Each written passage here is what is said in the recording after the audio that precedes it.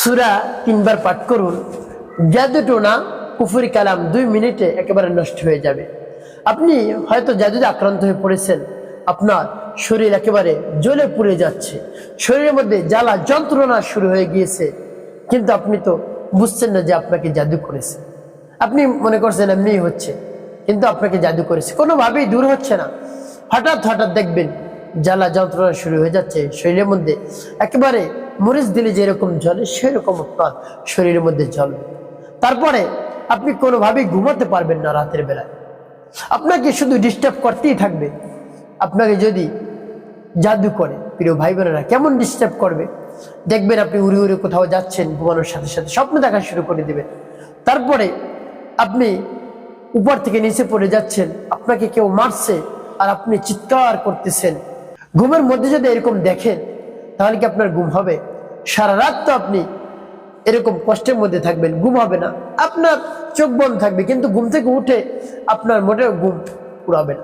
মনে হবে আমি আবারও ঘুমিয়ে পড়ি, সারা রাত ঘুমালাম, তার তো কাজ হলো না, আমি আবারও ঘুমিয়ে পড়ি, কিন্তু কাজ হবে কি?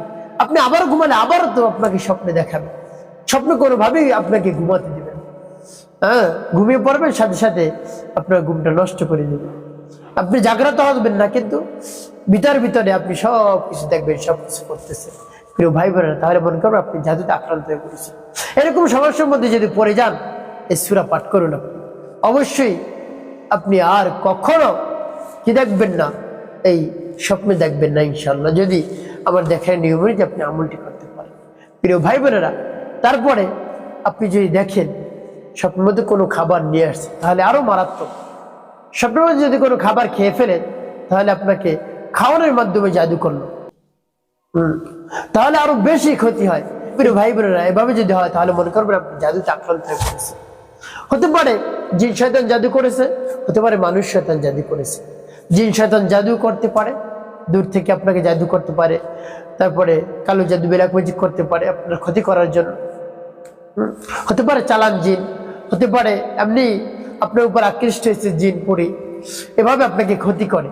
তো প্রিয় ভাই বোনেরা, তারপর হঠাৎ হঠাৎ আপনার চেহারা চেঞ্জ হয়ে যায়, পরিবর্তন হয়ে যায়। আপনি কি করবেন? আপনি 5 মিনিট আগে আয়না দেখিয়েছেন, এরপরে 15-20 মিনিট পরে এসে আবার আয়না দেখেন, আপনার চেহারাটা কেমন জানি দেখা যাচ্ছে। প্রিয় ভাই বোনেরা, কোনোভাবেই আপনি সুস্থ থাকতে পারছেন না। রাতে আপনার ঘুম হয় না, ঘুম না হওয়ার কারণে আস্তে আস্তে আপনি ক্লান্ত হয়ে পড়ছেন। এরকম যখন ঘুম না হবে, তখন কিন্তু আপনি অনেক ক্ষতিগ্রস্তের মধ্যে পড়ে যাবেন, অনেক রোগ আপনার শরীরে বাসা বাঁধবে। তাই এই লক্ষণগুলো যদি দেখেন, সাথে সাথে আপনি নষ্ট করে ফেলুন, অন্যথায় আপনি ক্ষতির মধ্যে পড়ে যাবেন।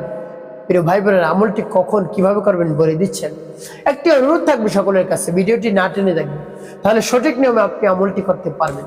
আর যদি কেটে কেটে দেখেন, তাহলে দেখা যায় অনেক জায়গা বাদ পড়ে যাবে, আপনি সঠিক নিয়মে আমলটি করতে পারবেন। প্রিয় ভাই বোনেরা, আমলটি করার শুরুতে আপনি কি করবেন? আপনার জীবন আমলটি করার শুরুতে আপনি কি করবেন? উত্তম রূপে আপনাকে পবিত্রতা অর্জন করতে হবে। তারপরে পবিত্র স্থানে বসে, দাঁড়িয়ে, শুয়ে, যে কোনো অবস্থায় আপনি আমলটি করতে পারেন।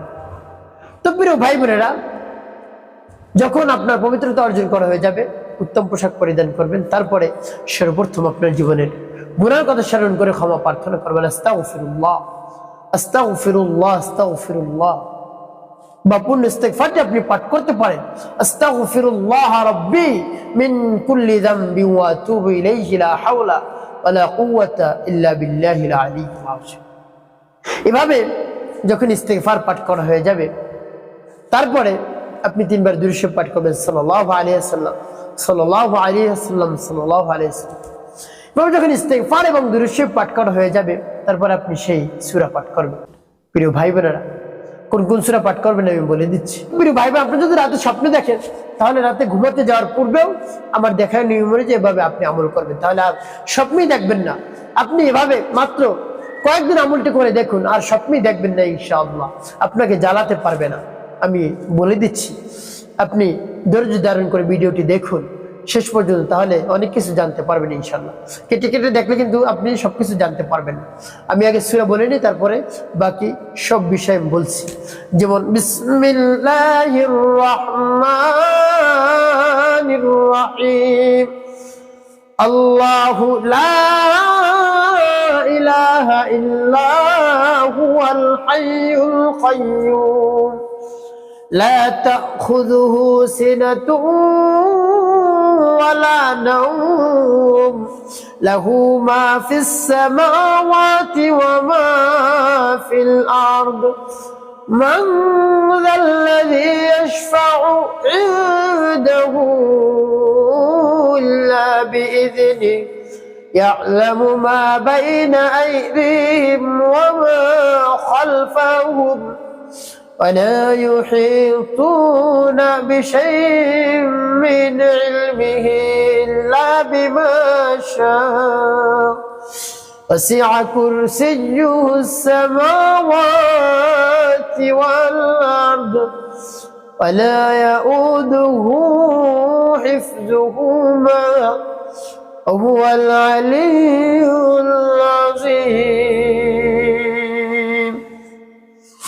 তারপর সূরাতুল ইখলাস বিসমিল্লাহির রহমানির রহিম قل هو الله أحد الله الصمد لم يلد ولم يولد ولم يكن له كفوا أحد.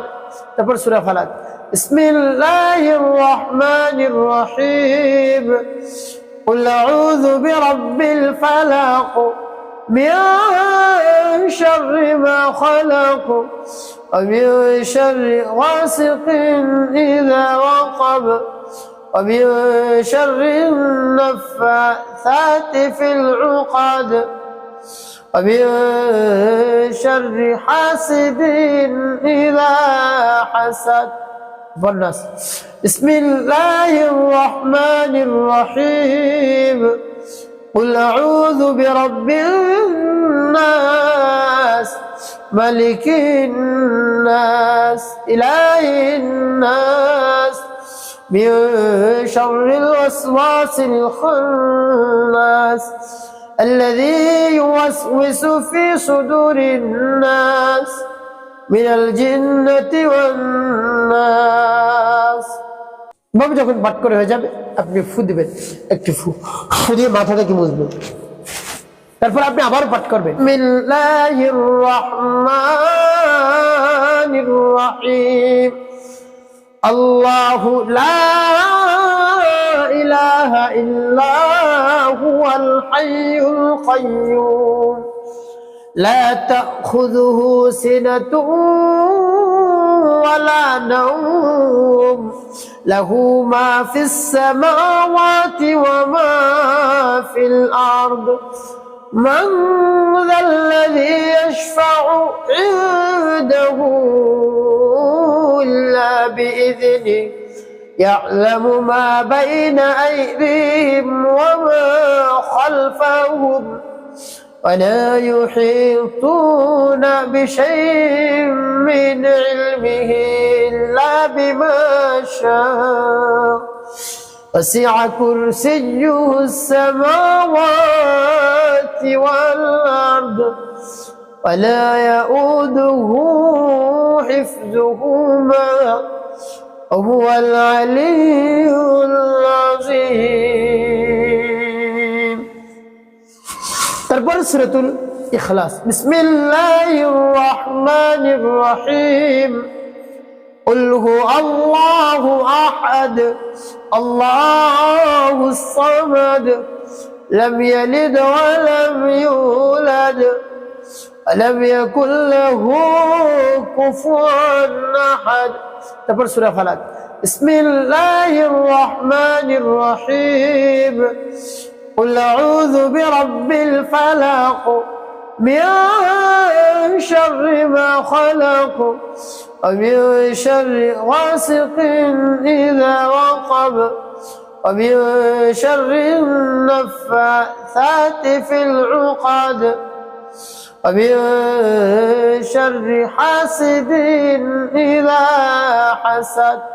والناس بسم الله الرحمن الرحيم قل أعوذ برب الناس ملك الناس إله الناس من شر الوسواس الخناس الذي يوسوس في صدور الناس من الجنة والناس পাঠ করে আবার ফুদিবে ফুদিয়ে মাথা থেকে আপনি মুছবেন তারপর আপনি মনে ধরেন আমার পাঠ করবেন বিসমিল্লাহির রহমানির রহিম আল্লাহু লা ইলাহা ইল্লা হুয়াল হাইয়ুল কাইয়্যুম লা তাখুযুহু সিনাতুন ولا نوم له ما في السماوات وما في الأرض من ذا الذي يشفع عنده إلا بإذنه يعلم ما بين أيديهم وما خلفهم ولا يحيطون بشيء من علمه إلا بما شاء وسع كرسيه السماوات والأرض ولا يؤوده حفظهما وهو العلي العظيم. তারপর সূরাতুল ইখলাস বিসমিল্লাহির রহমানির রহিম قل هو الله أحد الله الصمد لم يلد ولم يولد ولم يكن له كفوا أحد. তারপর সূরা ফালাক বিসমিল্লাহির রহমানির রহিম قل أعوذ برب الفلق من شر ما خلق ومن شر غاسق إذا وقب ومن شر النفاثات في العقد ومن شر حاسد إذا حسد. والناس بسم الله الرحمن الرحيم قل أعوذ برب الناس ملك الناس إله الناس من شر الوسواس الخناس الذي يوسوس في صدور الناس من الجنة والناس. সবার মাথাতে প্রিয় ভাই বোনেরা, আপনি আমলটি সকাল সন্ধ্যা করবেন। তো যখন সকাল সন্ধ্যা আপনি আমলটি করবেন তখন একবার পাঠ করলে হবে। আর যখন আপনি রাতে ঘুমাতে যাবেন এর পূর্বে যখন আমলটি করবেন আয়াতুল কুরসি একবার পাঠ করলে হবে। আর বাকি যে সূরা আছে ইখলাস ফালাক নাস 3 বার করে পাঠ করবেন। ইখলাস পড়বেন, ফালাক পড়বেন, নাস পড়বেন, আবার ইখলাস ফালাক নাস, আবার ইখলাস ফালাক নাস পড়ে আপনি ঘুমাবেন। যদি ঘুমান তাহলে দেখবেন আপনার আর কোনো ধরনের ক্ষতি করতে পারবে না, ইনশাআল্লাহ আপনার দ্বারের কাছে আসতে পারবে না।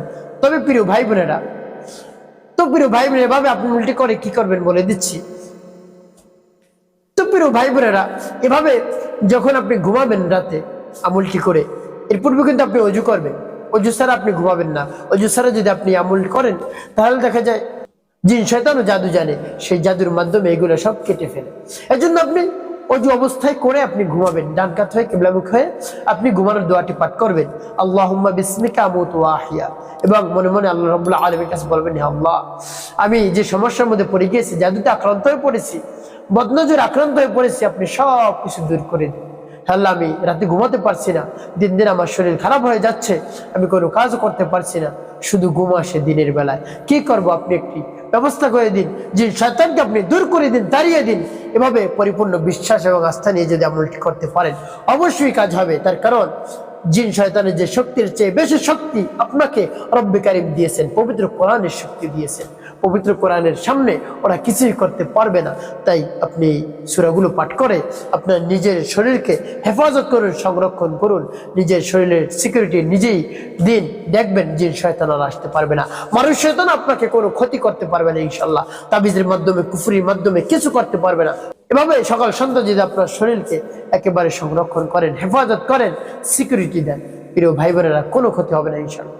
একটি কাজ করতে হবে, 5 ওয়াক্ত নামাজ আপনাকে আদায় করতে হবে, মানুষের কল্যাণে খিদমতে কাজ করবেন, অবশ্যই আপনার জীবন হবে সুখময় এবং শান্তিপূর্ণ ইনশাআল্লাহ।